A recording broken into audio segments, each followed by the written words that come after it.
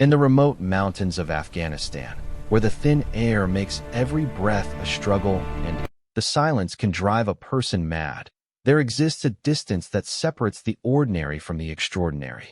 For 1,540 meters, nearly 3 miles of open desert, shimmering heat, and impossible odds. It's a distance that has broken the spirits of seasoned marksmen and humbled the most confident shooters in the world. But what happens when someone who has spent their entire life being underestimated is handed a rifle and told they can't possibly make that shot? What happens when a quiet woman, methodically cleaning her weapon in the corner of a military compound, becomes the center of the most talked-about challenge in sniper history? This is the true story of Sarah Chun, a woman whose steady hands and unbreakable focus would change everything the military thought they knew about precision shooting. A woman who would prove that sometimes the most dangerous person in the room is the one everyone ignores. The challenge was simple. The consequences were everything. Sarah Chun had always been invisible, not in the way that made people worry or feel sorry for her, but in the way that let her observe everything while others forgot she was even there. At 28 years old, she had perfected the art of blending into the background, whether she was working as a civilian contractor at military bases or sitting in crowded rooms full of soldiers who assumed she was just another desk worker. The forward operating base in Afghanistan buzzed with its usual afternoon energy. Soldiers moved between buildings with purpose, their boots creating small clouds of dust with each step. The sun beat down mercilessly, and most people sought shade whenever they could find it. But Sarah sat in a patch of sunlight near the armory, her dark hair pulled back in a practical ponytail, methodically cleaning a rifle that wasn't even hers. She had borrowed the weapon from Sergeant Martinez, who had been complaining about a feeding problem for weeks. Sarah knew about firearms the way some people knew about cars or computers. It wasn't something she talked about often, but growing up in rural Oregon with a father who was both a gunsmith and a competitive shooter had given her skills that most people never suspected she possessed. Her movements were precise and economical as she worked. She disassembled the bolt carrier group with practiced ease, examined each component for wear, and began the careful process of cleaning and lubricating every part. Her hands moved without hesitation, the kind of muscle memory that came from thousands of hours of repetition. The sound of approaching footsteps made her look up. Staff Sergeant Jake Morrison was walking toward her with the confident swagger that seemed to come naturally to snipers. He was tall and broad-shouldered, with the kind of presence that made junior enlisted soldiers straighten up when he passed. Behind him walked his spotter, Corporal Rick Davies, a thin man with sharp eyes who rarely spoke, but always seemed to be calculating something. Morrison had been the subject of considerable attention lately. 2 weeks earlier, he had made a confirmed kill at 2,100 meters, a shot that had earned him recognition from the battalion commander and plenty of respect from his peers. The story had grown in the telling, as military stories often did, and Morrison had begun to carry himself with the confidence of someone who believed his own legend. Sarah continued working on the rifle, hoping they would pass by without noticing her. She had learned long ago that military environments could be complicated for civilian women, especially when they possessed skills that some soldiers considered their exclusive domain. It was easier to stay quiet and avoid attention. But Morrison stopped directly in front of her, his shadow falling across her work area. "What are you doing with that rifle?" His voice carried the authority of someone accustomed to having his questions answered immediately. Sarah looked up, squinting slightly in the bright sunlight. "Sergeant Martinez asked me to take a look at it. It's been having feeding issues." Morrison frowned. "Are you qualified to be working on military weapons?" The question wasn't entirely unreasonable. Weapons maintenance was typically handled by trained armorers, and civilian contractors had specific limitations on what they were authorized to touch. But Sarah had been helping soldiers with minor weapons issues for months, always unofficially and always at their request. She had a reputation for being able to fix problems that stumped others. "I know what I'm doing," she said simply, returning her attention to the rifle. Davies leaned closer to Morrison and whispered something that made the sergeant's eyes narrow. Sarah couldn't hear the words, but she could guess the general content. She had seen that look before, the mixture of skepticism and mild amusement that men sometimes wore when they encountered a woman in what they considered their territory. Morrison crossed his arms. You know, working on a rifle and actually shooting one are two very different things. Sarah didn't look up. Yes, they are. I bet you've never even fired a precision rifle. This time Sarah did look up, meeting Morrison's gaze steadily. I've fired a few. Something in her tone caught Morrison's attention. There was no defensiveness, no attempt to prove herself. Just a simple statement of fact delivered with quiet confidence. A few. Morrison's voice took on a mocking edge. What kind of range are we talking about here? 100 yards? 200. Sarah assembled the bolt carrier group and slid it back into the rifle with a smooth, practiced motion. The mechanical sounds were crisp and precise. The longest shot I've made was 1,847 meters. The statement hung in the air between them like a challenge. Morrison stared at her for several seconds, his expression shifting from amusement to skepticism to something approaching anger. Bullshit. Sarah shrugged and began reassembling the rest of the rifle. Her movements remained steady and unhurried, as if the conversation was of no particular importance to her. Morrison's face reddened. You're telling me that you, sitting here cleaning rifles like some kind of armorer, have made a shot at over 1,800 meters? I'm telling you the truth. Davies whispered something else to Morrison, and the sergeant's jaw tightened. Sarah could feel the tension building, but she continued working. She had encountered this type of reaction before. Some men seemed to take personal offense at the idea that a woman might possess skills they considered exclusively masculine. Prove it. Sarah looked up again. Morrison's arms were crossed, and his stance was aggressive. Davies stood slightly behind him, watching the interaction with obvious interest. Excuse me. I said prove it. You want to sit there and claim you can make shots that most professional snipers can't make. Then, prove it. Sarah finished reassembling the rifle and checked the bolt action. It cycled smoothly now, the feeding issue resolved. She set the weapon aside and looked directly at Morrison. I don't need to prove anything to you. The hell you don't. Morrison's voice was rising, attracting attention from other soldiers in the area. You can't just make claims like that and expect people to believe them. Sarah stood up slowly, brushing dust from her pants. She was several inches shorter than Morrison, but she met his gaze without flinching. I made a statement of fact. Whether you believe it or not is your choice. The small crowd that had begun to gather was growing larger. Word was spreading quickly through the base that something interesting was happening near the armory. Sarah could hear whispered conversations and see soldiers pointing in their direction. Morrison seemed to sense the audience, and his posture became even more aggressive. You know what? I'll make you a deal. There's a range here that goes out to 1,000 meters. You make a shot at that distance, and I'll believe your 1,800-meter story. Sarah looked around at the growing crowd of spectators. She had wanted to avoid exactly this kind of situation, but Morrison seemed determined to make it into a public spectacle. And if I don't? Morrison smiled, but there was no warmth in it.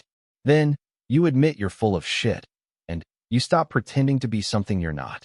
The crowd had grown to include several officers, including Captain Williams, the company commander. Sarah could see him pushing through the circle of soldiers, clearly trying to understand what was happening. What's going on here? Captain Williams's voice cut through the murmur of conversation. Morrison straightened slightly, but didn't back down. Sir, this civilian contractor is claiming she can outshoot trained military snipers. I'm offering her a chance to prove it. Captain Williams looked at Sarah with curiosity rather than skepticism. He had worked with civilian contractors for years and had learned not to underestimate their capabilities based on appearances. Miss Chen, is that accurate? Sarah sighed inwardly. She had hoped to finish her work quietly and return to her regular duties. But that was clearly no longer an option. Staff Sergeant Morrison asked about my shooting experience. I answered his question honestly. And what experience is that? I mentioned that the longest shot I had made was 1,847 meters. A murmur went through the crowd. Even for experienced soldiers, that was an impressive distance. Captain Williams raised an eyebrow. Under what circumstances? Competitive shooting. Long-range precision matches in Oregon and Nevada. Morrison scoffed. Competitive shooting is nothing like combat shooting. Sarah turned to look at him. No, it's not. It's usually much more difficult. The statement hit Morrison like a slap. Several soldiers in the crowd chuckled, and his face reddened further. You want to test that theory? Sarah looked around at the expectant faces surrounding her. She could walk away, make some excuse about having work to do, and probably avoid any further confrontation. But something in Morrison's attitude, the casual assumption that she was lying or exaggerating, touched a nerve she rarely allowed others to reach. What exactly are you proposing? Morrison's smile returned, predatory now. Simple test. We go to the long range. You take 3 shots at 1,000 meters. Standard military target. If you can hit it, I'll publicly apologize and admit you know what you're talking about. And if I miss, then you admit you've been talking shit, and you stop playing soldier. The crowd waited in silence for Sarah's response. She could feel dozens of eyes on her, could sense the mixture of skepticism and curiosity that surrounded her. Part of her wanted to walk away, to avoid the risk of public humiliation if something went wrong. But there was another part of her, a part that had been shaped by years of being underestimated and dismissed, that was tired of staying quiet and invisible. Fine, she said simply. But I have a counter-proposal. Morrison's eyes narrowed. What kind of counter-proposal? Sarah looked directly at him, her expression calm and serious. If I make the shot at 1,000 meters, then you try to make a shot at 4,540 meters. The crowd went completely silent. Even Morrison seemed momentarily stunned by the audacity of the suggestion. 4,540 meters was beyond the range of standard military rifles. It was the kind of distance that existed more in theory than in practical application. That's impossible, Morrison said flatly. Sarah shrugged. Maybe. But if I can prove that I'm capable of making shots you think are impossible, then perhaps you'll be willing to attempt something that you think is impossible. Captain Williams stepped forward. Miss Chun, are you saying you believe a 4,540-meter shot is possible? Sarah considered the question carefully. I'm saying that the impossible is often just the untested. But I want to be clear about something. I'm not suggesting we try this with standard military equipment. A shot at that distance would require specialized equipment and very specific conditions. Morrison found his voice again. You're talking about fantasy. No one makes shots at that distance. Actually, Sarah said quietly, the current world record for longest confirmed sniper kill is 3,540 meters. So 4,540 is certainly at the edge of what might be possible with the right equipment and conditions. The crowd began to murmur again, with soldiers discussing the feasibility of such a shot. Captain Williams looked thoughtful rather than dismissive. What kind of equipment would be required? Sarah had been thinking about extreme long-range shooting for years. It was a theoretical exercise that fascinated her, even though she had never had the opportunity to attempt anything close to that distance. You would need a rifle chambered in something like .50 BMG or .408 CHATAC, with a barrel length of at least 29 inches.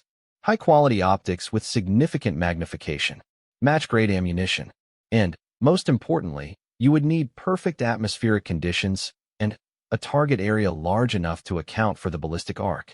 Morrison shook his head. Even if all that was available, which it's not, the bullet drop at that distance would be enormous. You're talking about aiming at the sky and hoping to hit something on the ground. Sarah nodded. At 4,540 meters with a .50 BMG, the bullet drop would be approximately 1,200 inches, assuming standard atmospheric conditions. You would need to aim roughly 100 feet above the target. The precision of her answer caught everyone off guard. These weren't the kind of calculations someone made on the spot. It was clear that Sarah had spent considerable time thinking about extreme long-range ballistics. Captain Williams was beginning to look very interested. Miss Chun, what's your background in competitive shooting? Sarah had been dreading this question, but there was no avoiding it now. I won the National Long Range Championship 3 years in a row. I held the women's record for longest competition shot until last year. The murmur from the crowd grew louder. Morrison's face had gone pale. Why didn't you mention that earlier? Captain Williams asked. It didn't seem relevant. I was just cleaning a rifle. Morrison seemed to recover his composure, though his earlier confidence was clearly shaken. Competition shooting is still completely different from real-world conditions. Sarah looked at him steadily. You're absolutely right. Competition shooting is much more controlled. There are no variables like wind shifts, temperature changes, or equipment failures. In competition, everything is optimized for accuracy.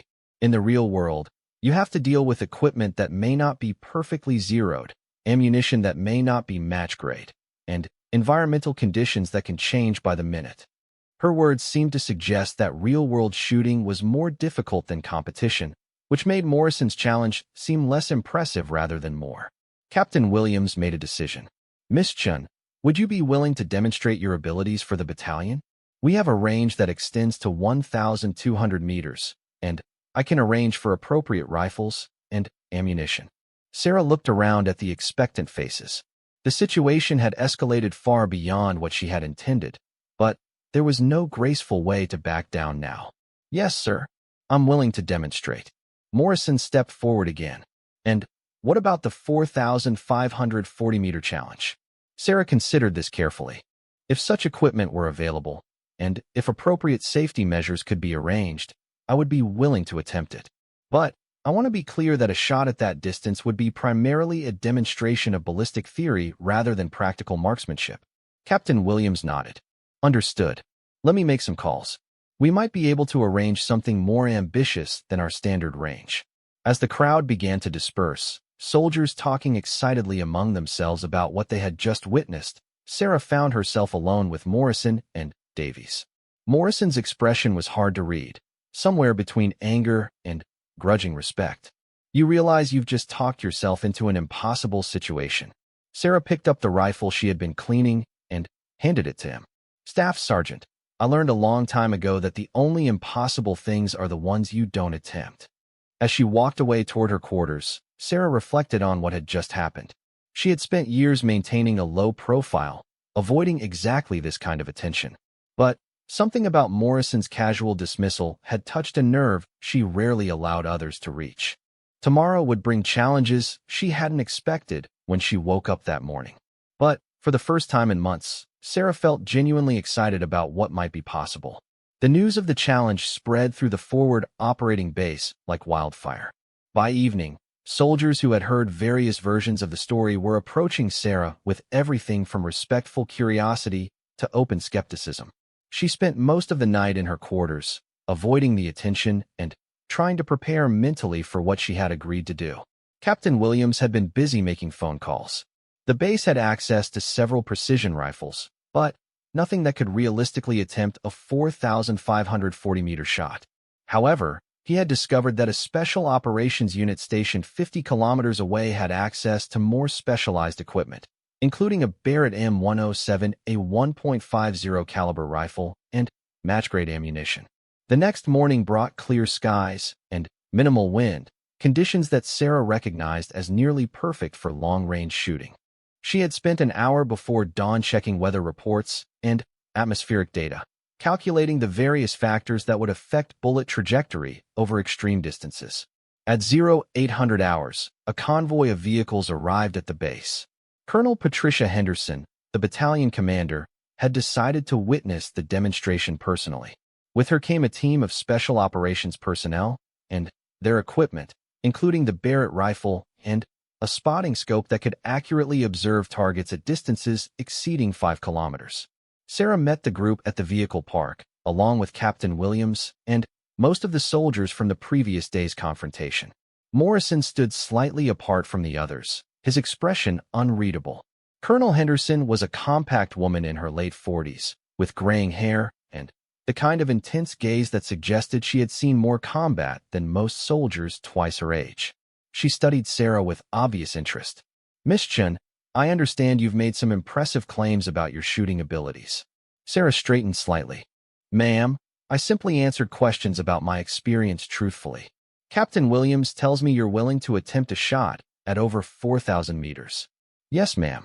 Though I should emphasize that such a shot would be more of an experiment in applied ballistics than practical marksmanship. Colonel Henderson nodded approvingly. I appreciate your honesty. Before we discuss extreme distances, I'd like to see you demonstrate your abilities at more conventional ranges.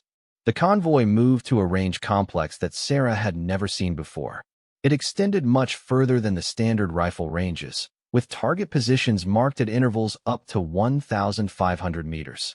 The Special Operations Team began setting up equipment with practiced efficiency. Master Sergeant Tom Chun, no relation to Sarah, despite the shared surname, was the team leader. He was an experienced sniper with multiple combat deployments and a reputation for extreme professionalism. He approached Sarah with respect rather than skepticism. "Miss Chun, I've reviewed your competitive shooting record. Three-time national champion is nothing to sneeze at. What's the furthest you've shot in competition?" Sarah appreciated his straightforward approach. "The longest competition shot I've made was 2,240 meters. That was at the Precision Rifle Challenge in Nevada last year." Master Sergeant Chin nodded. "Different conditions than we'll have here, but impressive nonetheless. Today we'll start at 1,000 meters and work our way up if you're comfortable with that." The first rifle they offered her was a Remington M24, the standard military sniper rifle. Sarah examined it carefully, checking the scope mounting and cycling the bolt action to get a feel for the trigger. The weapon was well maintained and properly zeroed, but she could immediately tell it wasn't quite the same quality as the custom rifle she was accustomed to using in competition. The target at 1,000 meters was a standard military silhouette, approximately 20 inches wide and 36 inches tall. Through the spotting scope, it appeared as a small, dark shape against the rocky backdrop of the Afghan mountains. Sarah settled into a prone position behind the rifle, adjusting her position until she found her natural point of aim. She had learned long ago that successful long-range shooting was as much about body position and breathing control as it was about trigger control and sight alignment. She spent several minutes studying the atmospheric conditions. The wind was minimal but not completely absent, with occasional gusts that created small dust devils in the distance. The temperature was climbing as the sun rose higher, which would affect the air density and bullet trajectory. Her first shot would be crucial, not just for accuracy, but for gathering data about how the rifle and ammunition performed in these specific conditions. In competition shooting, she would typically have the opportunity to fire several sighting shots to dial in her equipment, but today she sensed that every shot would be scrutinized. Sarah controlled her breathing and settled the crosshairs on the center of the target. The trigger on the M24 was heavier than what she was accustomed to, but she applied steady pressure until the rifle fired. The report echoed across the range, and immediately Master Sergeant Chun was behind the spotting scope, calling the shot. "Hit. Center mass, slightly low, and right." A murmur went through the group of observers. A first-round hit at 1,000 meters was impressive under any circumstances, but particularly so with an unfamiliar rifle. Sarah chambered another round and made a slight adjustment to her scope. Her second shot was even more precise, striking the target just inches from the center. Hit. Dead center. Morrison had been watching through binoculars, and Sarah could see him frowning. The demonstration was not going the way he had expected. Colonel Henderson stepped forward. "Excellent shooting, Miss Chun. Are you ready to try something more challenging?" Sarah looked up from behind the rifle. "What distance were you thinking, ma'am? We have target positions at 1,500 and 2,000 meters. But first, I'd like to see you work with the Barrett rifle." The Barrett M107A1 was a completely different weapon from the M24. Where the Remington was sleek and refined, the Barrett was massive and powerful. The .50 caliber rounds were as large as small missiles, and the rifle itself weighed nearly 30 pounds. Master Sergeant Chun helped her set up behind the Barrett. "This weapon has significant recoil," he warned. "The muzzle brake helps, but you'll still feel it." Sarah nodded and began familiarizing herself with the rifle's controls. The scope was a high-magnification model that could clearly resolve targets at extreme distances. She spent several minutes adjusting the eye relief and focus until the image was crystal clear. The target at 2,000 meters was barely visible even through the powerful scope. At that distance, atmospheric effects became much more significant. Heat shimmer from the warming ground created visible distortion, and even the slightest wind would push the massive .50 caliber bullet off course. Sarah began calculating the ballistic solution in her head. The .50 BMG round would drop approximately 400 inches over 2,000 meters, requiring her to aim significantly above the target. Wind drift would depend on the exact velocity and direction of air movement along the entire flight path. She settled into position behind the Barrett and immediately noticed the difference in how the heavy rifle felt. Its weight provided stability, but it also required different body mechanics to achieve a natural point of aim. Her first shot with the Barrett was a learning experience. The massive rifle's recoil was unlike anything the observers had expected. Despite Master Sergeant Chin's warning, the violence of the recoil surprised Sarah, and she lost sight of the target momentarily. "Miss," called Master Sergeant Chin from behind the spotting scope. "Low and left, approximately 3 feet." Sarah made adjustments to both her scope setting and her shooting position. The .50 caliber round behaved differently than smaller bullets, with a flatter trajectory but greater sensitivity to wind conditions. Her second shot was much more accurate. Hit upper chest area. The group of observers had grown to include soldiers from throughout the base. Word had spread about the demonstration, and off-duty personnel had come to witness what was becoming a legendary event. Colonel Henderson was clearly impressed. "Miss Chun, that was excellent shooting at a very challenging distance. But I understand you're willing to attempt something much more ambitious." Sarah looked up from behind the Barrett. "Yes, ma'am. Though I should stress that a 4,540-meter shot would require very specific conditions and a significant element of luck." What conditions would be optimal? Sarah had been thinking about this question since the previous day. "We would need minimal wind, stable atmospheric pressure, and a target area large enough to account for the dispersion pattern at that distance. Even with perfect conditions, the margin of error would be enormous." Master Sergeant Chin nodded his agreement. "At that distance, we're talking about a bullet flight time of nearly 7 seconds. A lot can change in 7 seconds." Colonel Henderson looked thoughtful. "We have access to a valley approximately 6 kilometers from here that extends in a relatively straight line for over 5 kilometers. There are no civilian populations in that direction, and the terrain would be suitable for extreme long-range shooting." Sarah felt her heart rate increase. She had fantasized about attempting such a shot for years, but the opportunity had never presented itself. What kind of target would be available? "We could set up a large visual target at the 4,540-meter mark. Something big enough that you could actually see it through the scope." Morrison, who had been silent for most of the demonstration, finally spoke up. "Even if she could see the target, the chances of actually hitting it are essentially zero." Sarah looked at him calmly. "You may be right, but the only way to determine what's possible is to try." Colonel Henderson made her decision. "Miss Chun, if you're willing to attempt this shot, I'll authorize the resources necessary to set it up properly. This could be valuable data for our long-range reconnaissance capabilities." The group spent the next 2 hours planning the extreme distance attempt. The logistics were complex, requiring radio communication with spotters at the target area and careful mapping of the terrain to ensure safety. The target itself would be a large panel visible even at extreme distance. Master Sergeant Chun would serve as Sarah's primary spotter, using a high-powered scope to observe the bullet impacts. Additional personnel would be positioned at various points along the trajectory to help track the bullet's flight path. As they prepared to move to the extended range, Morrison approached Sarah one more time. "You realize this is completely different from anything you've done in competition."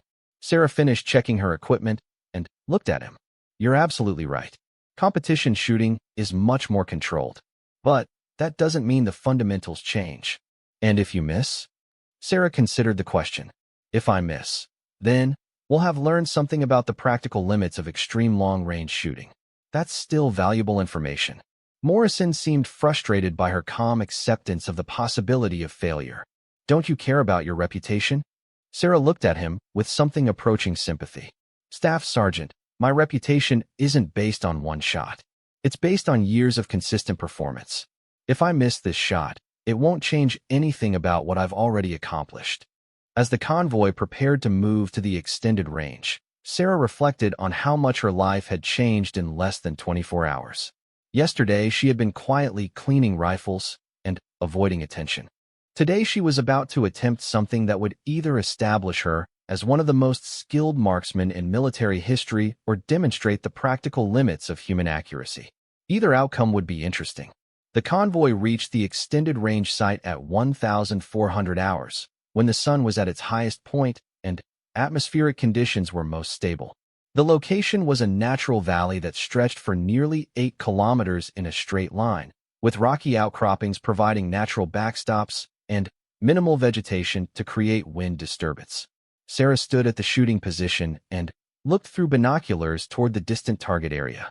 Even with magnification, the 4,540-meter mark was barely visible as a slight discoloration against the mountainous backdrop.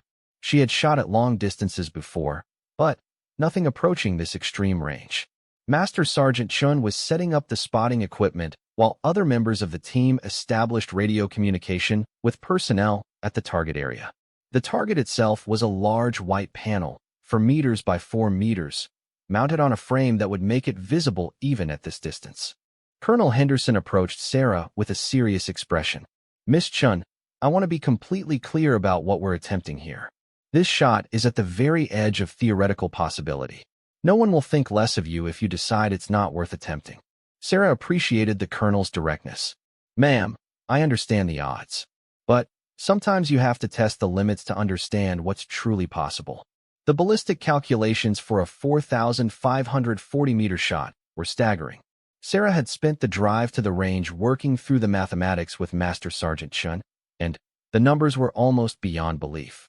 The bullet would drop approximately 1,200 inches over the course of its flight, requiring her to aim nearly 100 feet above the target. The flight time would be close to 7 seconds, during which any change in wind conditions could push the bullet significantly off course. The target would subtend less than 1 minute of angle even through the high-powered scope. But perhaps most challenging was the fact that at this distance, the curvature of the Earth itself became a factor. The bullet would travel in a parabolic arc while the Earth curved away beneath it, adding another layer of complexity to an already nearly impossible shot. Sarah spent nearly an hour setting up her shooting position. At this distance, every detail mattered.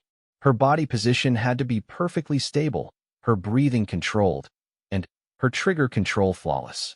She used a bipod and rear support to create the most stable platform possible. The Barrett rifle had been modified with match-grade ammunition loaded specifically for long-range accuracy. Each round had been individually weighed and measured to ensure consistency. The rifle's scope had been carefully zeroed at 100 meters, and Sarah had calculated the exact elevation adjustment needed for the extreme distance. As she prepared for the shot, a crowd of observers had gathered. Word of the attempt had reached other units in the area, and personnel had arrived to witness what might be a historic moment. Sarah tried to ignore the attention and focus on the technical challenges ahead. Master Sergeant Chun positioned himself behind the spotting scope and established radio contact with the target area. "Target team, this is Spotter. We're approximately 5 minutes from first shot attempt." The radio crackled with a response. "Spotter, target team. Wind conditions here are minimal, gusting to approximately 3 knots from the southwest. Visibility is excellent." Sarah made final adjustments to her scope and settled into her shooting position. Through the powerful optic, she could just barely make out the white target panel.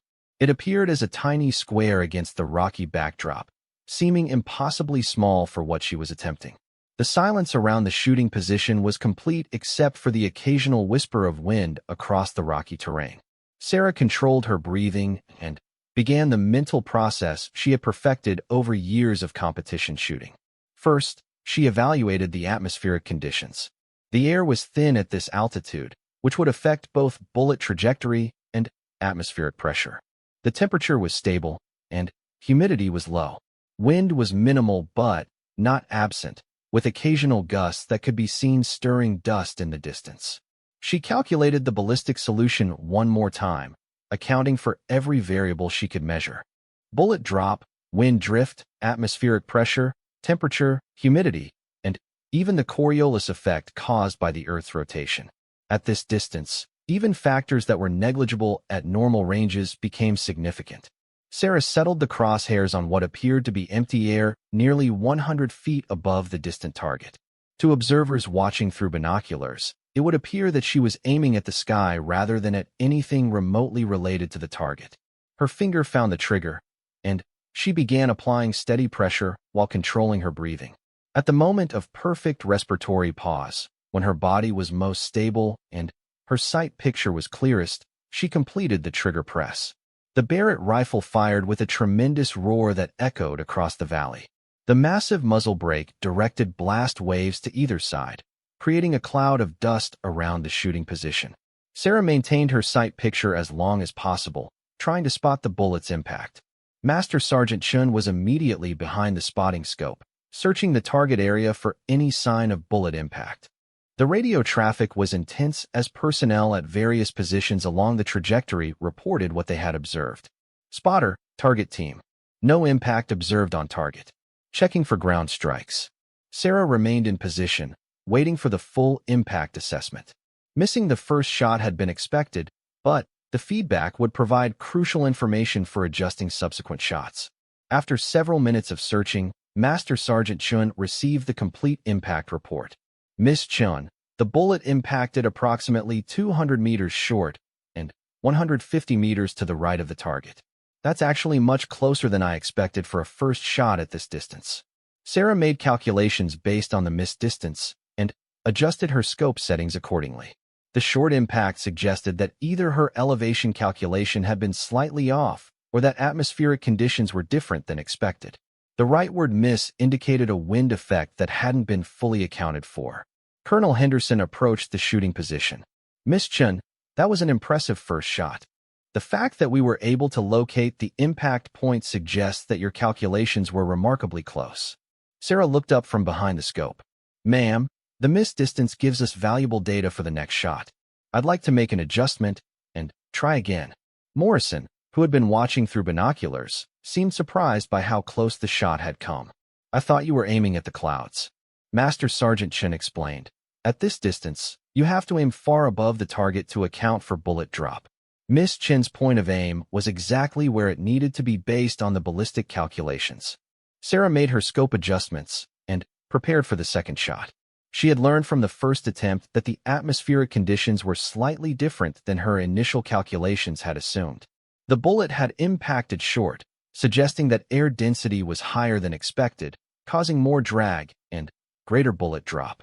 The adjustment process was complex because changing the elevation setting also affected windage, and vice versa.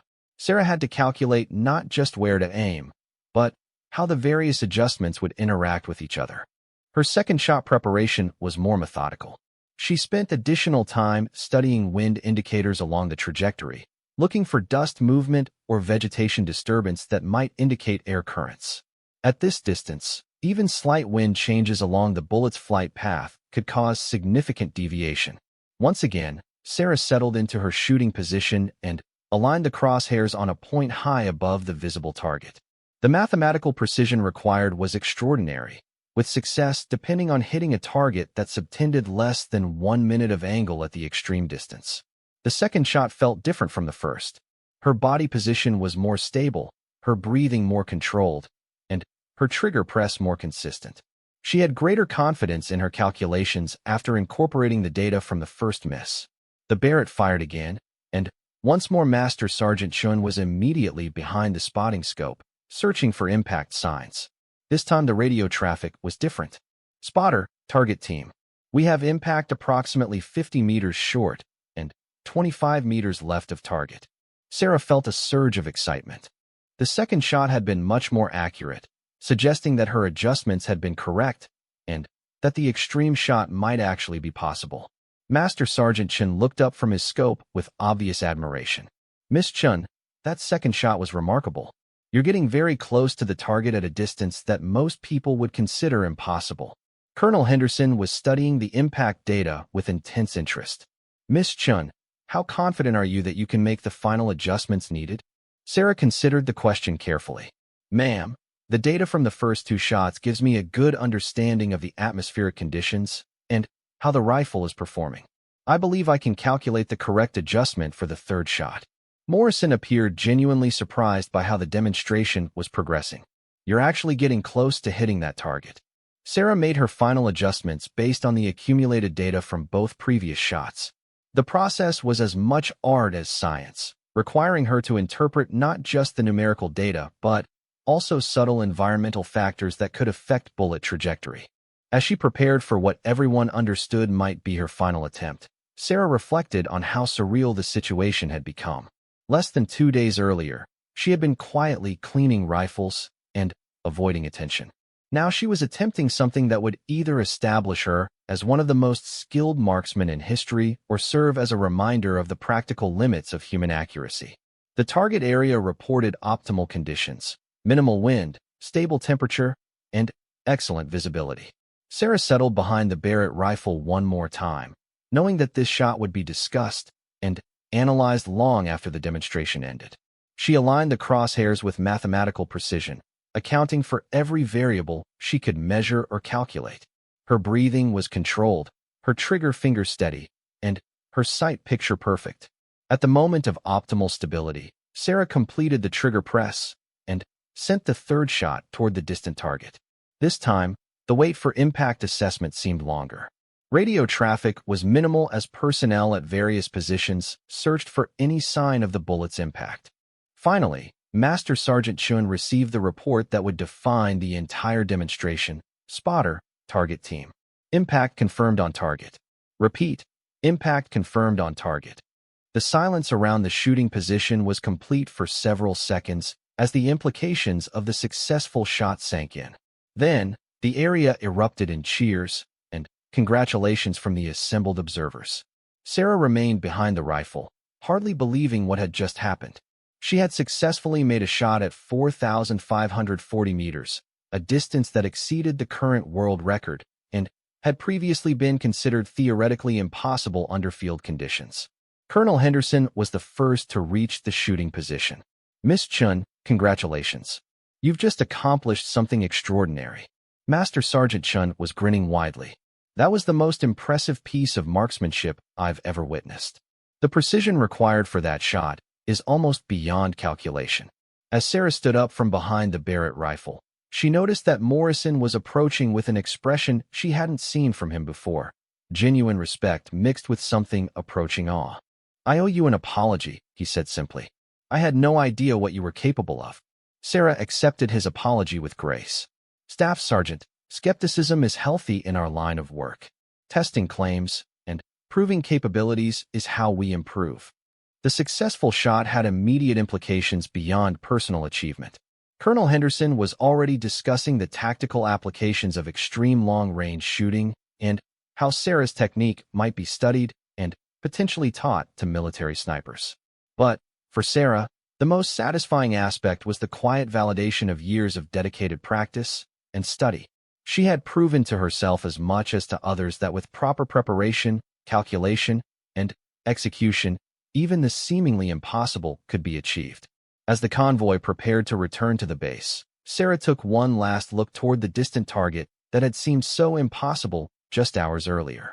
The white panel was barely visible even through binoculars, but she knew that somewhere on its surface was the impact point of a bullet she had fired from nearly 3 miles away. The demonstration was over, but Sarah knew that its effects would continue for a long time to come. Word of Sarah's 4,540-meter shot traveled through military channels faster than anyone had anticipated. Within hours, reports were reaching higher command levels, and by the following morning, personnel from the Pentagon were requesting detailed documentation of the demonstration. Sarah found herself in an unexpected position. What had begun as a simple response to skepticism had evolved into something with potential implications for military doctrine and training. She spent the morning after the shot writing a detailed technical report, documenting every aspect of the calculation and execution that had made the extreme distance shot possible. Colonel Henderson summoned her to a meeting that included several officers Sarah had never seen before. They had arrived overnight from Kabul, representing various military intelligence and special operations units. The meeting room was crowded with personnel who clearly understood the significance of what had been accomplished. Miss Chun, Colonel Henderson began, your demonstration yesterday has attracted considerable attention. These officers would like to understand how you developed your capabilities and whether your techniques could be taught to military personnel. Major Robert Thorne, a lean man with the quiet intensity that Sarah had learned to associate with special operations personnel, spoke first. Miss Chun, I've reviewed your competition shooting record, and it's impressive. But What you accomplished yesterday goes well beyond competition shooting. How did you develop the capability for extreme long-range calculation?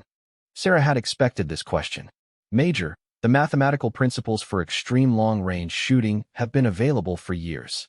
What's usually lacking is the opportunity to test theoretical calculations under real-world conditions. And you had those opportunities in civilian competition? To some extent, yes. But nothing approaching yesterday's distance. The longest competition shot I had attempted before yesterday was 2,240 meters.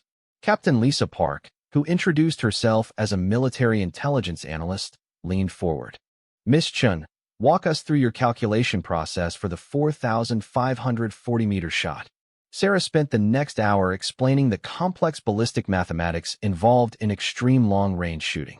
She covered bullet drop compensation, wind drift calculation, atmospheric effects, and even the Coriolis effect caused by the Earth's rotation. The officers asked detailed questions about every aspect of her methodology. It became clear that they were evaluating not just her individual capabilities, but the potential for developing systematic training programs based on her techniques. Major Thorne was particularly interested in the practical applications. Miss Chun, in your assessment, what would be the optimal conditions for employing extreme long-range shooting in a tactical environment? Sarah considered the question carefully.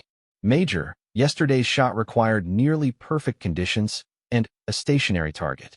In a tactical situation, you would need to account for target movement, potential for detection, and the time required for multiple shots to achieve accuracy. How many shots did you require to hit the target yesterday? 3 shots, sir. The first 2 provided data for calculating adjustments. Captain Park made notes. So effective employment would require the luxury of multiple shots without detection or counterfire. Sarah nodded. That's correct. Extreme long-range shooting is probably most useful for reconnaissance and surveillance rather than immediate tactical engagement. The discussion continued for several hours, covering everything from equipment requirements to training methodologies. Sarah found herself serving as an unofficial consultant on advanced marksmanship techniques. But the meeting also revealed something unexpected. Master Sergeant Chun, who had served as her spotter, approached her afterward with a request that surprised her. Miss Chun, I've been a sniper instructor for 8 years, and I've never seen anything like what you accomplished yesterday. Would you be willing to work with our advanced marksmanship program? Sarah was taken aback. Master Sergeant, I'm not military personnel. I'm just a civilian contractor. That might actually be an advantage. You're not constrained by traditional military thinking about what's possible. The conversation was interrupted by Morrison, who had been unusually quiet since the successful shot. He approached Sarah with an expression that was difficult to read. Miss Chun, I wanted to speak with you privately. They found a quiet area outside the meeting room. Morrison seemed to be struggling with what he wanted to say. I've been thinking about yesterday, he began. And I realize I owe you more than just an apology. Sarah waited for him to continue. I made assumptions about you based on things that had nothing to do with your actual capabilities. I judged you by your appearance and your position rather than by what you could actually do. Sarah appreciated his honesty. Staff Sergeant, we all make assumptions. The important thing is being willing to adjust them when presented with new information. Morrison shook his head. It's more than that. I felt threatened by the possibility that you might be better at something I considered my specialty. That's not professional, and it's not fair to you. Sarah looked at him with genuine sympathy. Staff Sergeant, marksmanship isn't a zero-sum game. My abilities don't diminish yours. We each have different strengths and different experiences. But you made a shot that I couldn't have made. Sarah considered this. You might be surprised what you could accomplish with the right training and conditions. Yesterday's shot was as much about mathematical preparation as it was about trigger control. Morrison seemed surprised by her response. You think I could learn to make shots like that? I think anyone with good fundamental marksmanship skills could learn extreme long-range techniques. It's mostly a matter of understanding the mathematics and having opportunities to practice. Their conversation was interrupted by Master Sergeant Chun, who was looking for Sarah. Miss Chun, Colonel Henderson wants to see you again. There's been a development. Sarah returned to the meeting room to find additional personnel had arrived, including a civilian she didn't recognize. Colonel Henderson made introductions. Miss Chun, This is Dr. James Patterson from the Army Research Laboratory. He's here to discuss some potential applications of your marksmanship techniques. Dr. Patterson was a thin man in his 50s with the academic demeanor that Sarah associated with researchers. He shook her hand with obvious enthusiasm. Miss Chun, your demonstration yesterday has raised some interesting questions about the practical limits of individual marksmanship. We're interested in studying your techniques from a scientific perspective. Sarah felt a mixture of excitement and apprehension. What kind of study? We'd like to document your calculation methods, analyze the ballistic performance you achieved, and potentially develop training materials based on your techniques. The conversation that followed was more technical than any Sarah had experienced since graduate school.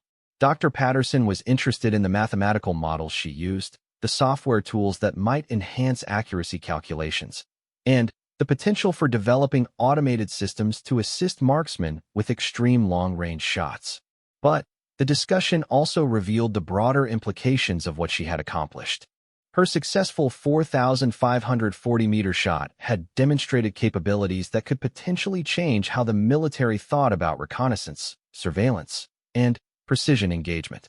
Major Thorne raised a question that Sarah had been anticipating. Miss Chin, would you be willing to work with our teams on a more formal basis? We're interested in developing advanced marksmanship training based on your techniques. Sarah had been expecting this offer, but she still needed to consider it carefully. Major, what would that involve? Initially, consulting work to help us develop training materials and techniques. If the program develops successfully, we might discuss more extensive involvement. The offer was tempting. Sarah had spent years perfecting techniques that had rarely been appreciated in civilian contexts. The opportunity to work with motivated personnel who understood the value of precision marksmanship was appealing. But there were also considerations beyond professional interest. Working with military training programs would mean traveling extensively and leaving behind the relatively quiet life she had built as a civilian contractor. Colonel Henderson seemed to sense her uncertainty. Miss Chun, you don't need to make a decision immediately. Take some time to consider the possibilities. As the meeting concluded, Sarah found herself reflecting on how dramatically her situation had changed. 2 days earlier, she had been focused on maintaining a low profile and avoiding attention. Now she was being offered opportunities to contribute to advanced military training programs. That evening, she sat in her quarters and tried to process everything that had happened. The successful shot had been personally satisfying, but the attention it was attracting was both exciting and overwhelming. A knock on her door interrupted her thoughts. She opened it to find Morrison standing outside, looking somewhat awkward. Miss Chen, I hope I'm not disturbing you. I wanted to ask you something. Sarah invited him in. Morrison looked around her quarters, which were decorated with a few personal items, including photographs from competitive shooting events. I was wondering, Morrison began, if you might be willing to help me improve my long-range shooting. I realize I have a lot to learn. Sarah was moved by his request. It represented a significant change from the antagonistic attitude he had displayed just days earlier. Staff Sergeant, I'd be happy to work with you. But I should warn you that extreme long-range shooting requires a lot of mathematical preparation. Morrison smiled slightly. I never thought I'd say this, but after watching what you accomplished yesterday, I'm ready to learn some mathematics. Sarah laughed. All right, we can start with basic ballistic calculations and work our way up to more complex scenarios. As Morrison left, Sarah realized that her demonstration had accomplished more than just proving her capabilities. It had opened possibilities for sharing knowledge and techniques that could benefit others who shared her passion for precision marksmanship. The question now was whether she was ready to step out of the background and take on a more visible role in advancing the field she loved. The answer, she was beginning to realize, was yes.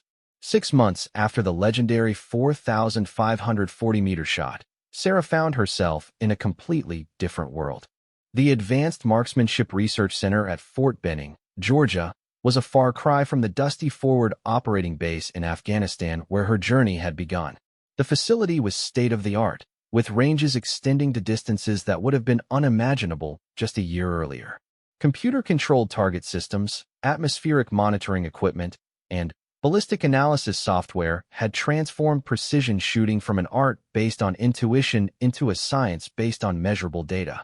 Sarah stood in the main laboratory, reviewing test data from the latest group of students in her extreme long-range marksmanship course.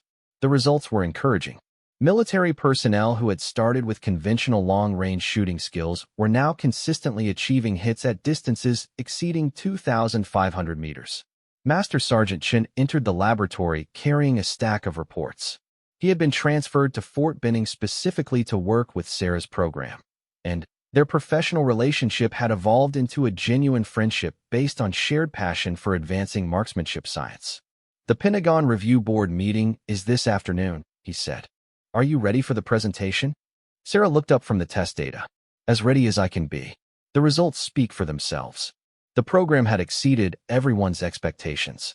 What had started as an experiment in documenting Sarah's techniques had grown into a comprehensive training system that was revolutionizing military marksmanship doctrine. Students from special operations units around the world were coming to Fort Benning to learn techniques that had been considered impossible just months earlier. But the success had also brought challenges. Sarah's methods required a level of mathematical sophistication that was unusual in traditional military training. Teaching soldiers to calculate complex ballistic solutions while maintaining the physical skills necessary for precision shooting had proven more difficult than anyone had anticipated. Dr. Patterson entered the laboratory with his usual enthusiasm. His role had evolved from documenting Sarah's techniques to leading research into advanced ballistic modeling software that could automate many of the calculations required for extreme long-range shooting. "Sarah, the new ballistic computer prototypes arrived this morning. Would you like to test them on the 3,000-meter range?" Sarah nodded. The integration of technology into marksmanship training was proceeding faster than she had expected. The handheld devices could calculate ballistic solutions in real time, accounting for atmospheric conditions, target range, and even ammunition lot variations. But Sarah had insisted that her students learn to make the calculations manually before relying on technology. Understanding the underlying mathematics was essential for troubleshooting when equipment failed or conditions changed unexpectedly. As they prepared to leave for the range, Morrison appeared in the laboratory doorway. His transformation over the past 6 months had been remarkable. He had not only mastered Sarah's calculation techniques, but had become one of her most effective instructor assistants. "Sarah, the new class starts on Monday. 12 students from 5 different countries. The selection criteria were pretty strict." Sarah smiled. Morrison's change in attitude had been complete and permanent. He had become one of the program's most dedicated advocates, and his experience as a military instructor made him invaluable for working with students who were initially skeptical of civilian-developed training methods. The program had attracted international attention as well. Military units from allied nations were sending their best marksmen to learn techniques that were extending the practical range of precision shooting by hundreds of meters. Sarah found herself working with students who spoke different languages but shared the universal language of precision and dedication. The afternoon presentation to the Pentagon Review Board would determine the program's future funding and expansion. Sarah had prepared extensively, but she knew that the ultimate judgment would be based on measurable results rather than impressive demonstrations. As they walked to the range, Sarah reflected on how much her life had changed. The quiet civilian contractor who had preferred to remain invisible had evolved into a recognized expert whose techniques were being studied and implemented around the world. The 3,000-meter range was busy with students practicing the fundamentals of extreme long-range shooting. Sarah watched a German Special Forces sergeant work through the calculation process for a shot at 2,800 meters. His mathematical preparation was meticulous, and his shooting position was textbook perfect. The shot struck the target's center mass, and the sergeant's reaction was a mixture of satisfaction and amazement. Even after months of training, students continued to be surprised by what they could accomplish with proper preparation. Master Sergeant Chen approached Sarah with a report that made her smile. The graduation statistics for the last class were exceptional. 95% achieved qualification at 2,500 meters, and 60% made successful shots at distances exceeding 3,000 meters. Those numbers represented a revolution in military marksmanship capabilities. Traditional military snipers were considered highly skilled if they could consistently hit targets at 800 meters. Sarah's students were routinely achieving accuracy at distances 3 times greater. But Sarah was most proud of how her students had embraced the mathematical aspects of extreme long-range shooting. She had initially worried that military personnel would be resistant to the complex calculations required, but the opposite had proven true. Students appreciated having systematic methods for achieving precision rather than relying on intuition and experience alone. Dr. Patterson returned from testing the new ballistic computers with obvious excitement. "Sarah, these devices are incredible. They're calculating solutions that would take a human several minutes in less than 10 seconds. Sarah examined the handheld device. It incorporated GPS positioning, real-time atmospheric monitoring, and ballistic modeling software that could account for dozens of variables simultaneously. The technology represented a significant advancement in making extreme long-range shooting accessible to personnel who hadn't spent years mastering manual calculation techniques. But Sarah remained committed to ensuring that her students understood the underlying principles. Technology could fail, conditions could change, and mathematical understanding provided the foundation for adapting to unexpected situations. As they prepared for the Pentagon presentation, Morrison approached Sarah with a question that had been on his mind for weeks. "Sarah, do you ever miss the simplicity of just cleaning rifles and staying out of everyone's way?" Sarah considered the question seriously. "Sometimes. There was something peaceful about that life. But I've realized that hiding capabilities doesn't serve anyone well." Morrison nodded. "I've been thinking about that conversation we had after your demonstration. You said that marksmanship isn't a zero-sum game, that your abilities don't diminish mine. I still believe that. I've seen it proven over and over again in your classes. Students don't compete against each other, they help each other improve. Everyone gets better when knowledge is shared." Sarah was gratified to hear Morrison articulate principles that had guided her teaching philosophy. Creating an environment where students supported each other rather than competing had been essential for the program's success. The Pentagon presentation went better than Sarah had dared hope. The review board was impressed by the quantifiable improvements in student performance and the international interest in the program. Funding was not only continued, but significantly expanded. After the meeting, Colonel Henderson, who had been promoted and transferred to the Pentagon, approached Sarah with a proposal that surprised her. "Sarah, the Army is interested in establishing additional training centers based on your program. We're looking at locations in Germany, South Korea, and Australia. Would you be willing to oversee the expansion?" Sarah felt a mixture of excitement and trepidation. The opportunity to establish her techniques as standard military doctrine was tempting, but it would also mean even greater responsibility and less time for the hands-on teaching she enjoyed most. "Colonel, what would that involvement look like?" "Initially, consultation on facility design and curriculum development. Eventually, we might ask you to consider a permanent civilian position overseeing the entire program." The offer represented recognition that Sarah had never expected. The quiet contractor who had just wanted to clean rifles without being bothered was being asked to shape military marksmanship training for the next generation. That evening, Sarah sat in her quarters at Fort Benning and tried to process the day's developments. The program had grown beyond anything she had imagined when she first agreed to demonstrate her capabilities. A knock on her door interrupted her thoughts. She opened it to find Dr. Patterson, Master Sergeant Chun, and Morrison, along with several of her current students. "We thought you might like some company while you consider the Pentagon's offer," Dr. Patterson explained. They spent the evening discussing the potential expansion and what it might mean for advancing marksmanship science. Sarah was struck by the enthusiasm her colleagues showed for the possibility of spreading their techniques more widely. Morrison raised a point that resonated with Sarah. "You know, 6 months ago I thought extreme long-range shooting was impossible. Now I'm teaching it to other people. That's what happens when someone is willing to challenge assumptions about what's possible." Sarah looked around at the group of people who had become both colleagues and friends. They represented different backgrounds and different perspectives, but they shared a commitment to pushing the boundaries of human capability. The decision about the Pentagon's offer was complex, involving personal considerations as well as professional opportunities. But as Sarah listened to her colleagues discuss the potential impact of expanding the program, she realized that she had already made her choice. She had spent too many years hiding her capabilities and avoiding attention. The successful shot at 4,540 meters had proven what was possible when someone was willing to attempt the seemingly impossible. Now she had the opportunity to help others discover their own untapped potential. The following morning, Sarah called Colonel Henderson with her decision. She would accept the expanded role and help establish the additional training centers. The quiet contractor was ready to step fully into a role as an innovator and teacher. As she hung up the phone, Sarah reflected on how a simple challenge from a skeptical sergeant had changed the course of her life. Morrison's initial dismissal had sparked a demonstration that revealed capabilities no one had expected.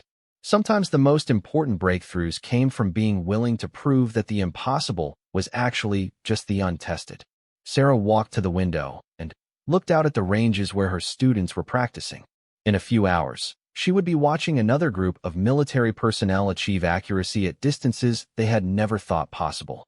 Each successful shot represented not just individual achievement, but proof that human capabilities could be expanded through systematic training and shared knowledge. The woman who had once been invisible had found her voice, and she was using it to help others discover what they were truly capable of accomplishing. The future was full of possibilities that she was only beginning to understand.